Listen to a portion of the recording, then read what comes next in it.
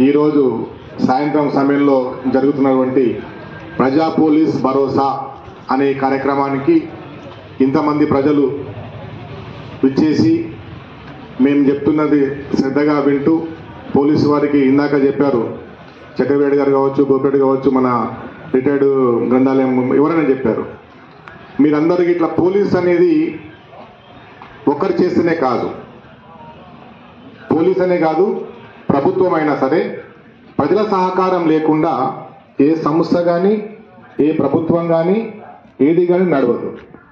ప్రజలే కీలకం. ఈ ప్రజాస్వామ్యంలో ప్రజలే కీలకం. కాబట్టి పోలీస్ అంటే ఏదో భయంతో నడిపిస్తారు అని అనుకోవచ్చు, కానీ వారికి కొన్ని పరిమితులు, కొన్ని రూల్స్ అవి కూడా ఉంటాయి.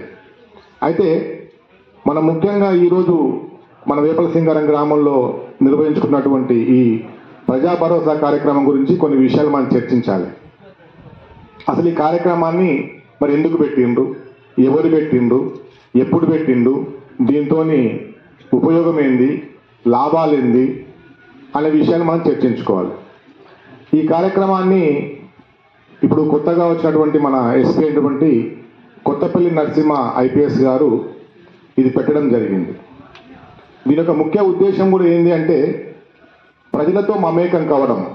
పోలీస్ అనేవారు ఏదో నేరం జరిగినప్పుడు, లేకపోతే ఏదో కొట్లాట జరిగినప్పుడు, లేదా డ్యాన్స్ ప్రోగ్రామ్స్ చేసినప్పుడు ఊళ్ళకు రావడమే కాదు, మామూలుగా ఇట్లాంటి ఒక సమావేశం ఏర్పాటు చేసుకొని వాటితో చర్చించి మేము కూడా మీలో భాగమే, మేము యూనిఫామ్ వేసుకున్న పోలీసులు, మీరు యూనిఫామ్ వేసుకొని పోలీసులు అని చెప్పేసి మీ అందరికీ తెలపాలనే ఉద్దేశంతో పెట్టింది. దీంట్లో భాగంగా ఈ కార్యక్రమంలో భాగంగా ప్రతి గ్రామానికి ఒక పోలీస్ అధికారిని నియమించడం జరిగింది. అదేవిధంగా మీ గ్రామానికి రాము అని మన కానిస్టేబుల్ గారిని మీ గ్రామానికి పోలీస్ అధికారిగా నియమించడం జరిగింది. ఇప్పుడు ఈ రాము అనే కానిస్టేబుల్ మీ గ్రామానికి సంబంధించిన అన్ని విషయాల్లో కూడా ఆయన మీతో పాటు పాల్గొంటాడు. అదేవిధంగా అక్కడ ఒక స్టిక్కర్ అతికించారు చూడండి, గ్రామ పోలీస్ అధికారి అని రాము ఫోన్ నెంబర్ రాసుకుంటా ఆయన ఫోన్ నెంబరు, ఎస్ఐ గారి ఫోన్ నెంబరు, నా ఫోన్ నెంబరు దాని మీద ఉంటుంది. అంటే కొంతమంది పోలీస్ స్టేషన్కి రావాలంటే రాలేకపోవద్దు డైరెక్ట్గా. కొన్ని విషయాలు చెప్పాలనుకుంటే స్టేషన్కి వచ్చి చెప్పాలంటే కొంచెం మీకు ఇబ్బందిగాను బెరుకుగాను ఉండొచ్చు. అందుకని మా నెంబర్లు కూడా అక్కడ రాయడం జరిగింది. అది సమాచారమే కావచ్చు, అంటే మాకు ఇచ్చే ఇన్ఫర్మేషనే కావచ్చు, లేదా నేరం జరిగింది చూసినని చెప్పడం కావచ్చు, లేదా జరగబోయే నేరాన్ని ఆపడానికి సంబంధించింది కావచ్చు. ఏ విషయమైనా సరే మీరు ఆ ఫోన్ నెంబర్ ద్వారా మీరు చెప్పొచ్చిన ఉద్దేశంతో చెప్పడం జరిగింది.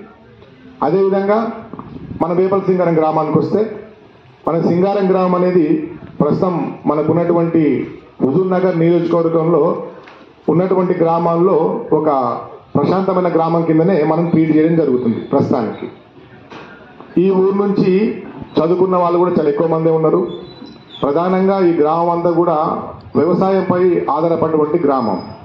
ఇందాక చెప్పారుగా బర్రెల గురించి, దాని గురించి చెప్పారు. అట్లాగనే వ్యవసాయానికి దానిపైన ఆధారపడినటువంటి గ్రామం. ఈ సింగారం అనే గ్రామానికి కూడా, వేపల సింగారం అనే గ్రామానికి కూడా పేరు ఎలా వచ్చింది? మరి వేపల సింగారం అని అంటే పోలీసు రికార్డుల ప్రకారంగా చెప్తున్నాం, మీ దగ్గర వేపలు ఎక్కువగా ఉండేయట అప్పట్లో.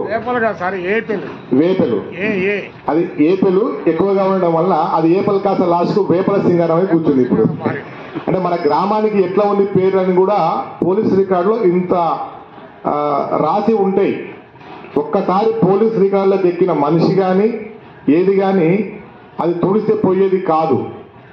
అంటే మీ గ్రామానికి ఎట్లా పేరు వచ్చిందనేది కూడా పోలీస్ రికార్డులో ఉంటుంది. ఇందాక మన రిటైర్డ్ సార్ చెప్పినట్టుగానే ఏపలు ఎక్కువగా ఉండడం వల్ల అది ఆ సింగారానికి లాస్ట్ కాలక్రమేణా మనం చెప్పేదాన్ని బట్టి అది వేపల సింగారమై ఆ పేరు అట్లా వచ్చింది మీ గ్రామానికి. అదేవిధంగా ఇక గ్రామ పోలీస్ అధికారిని నియమించి గ్రామంలో జరిగే మంచి విషయాలు, చెడు విషయాలను తెలుసుకోవడము, తర్వాత ఇందాక చెప్పినట్టు సైబర్ నేరాల గురించి,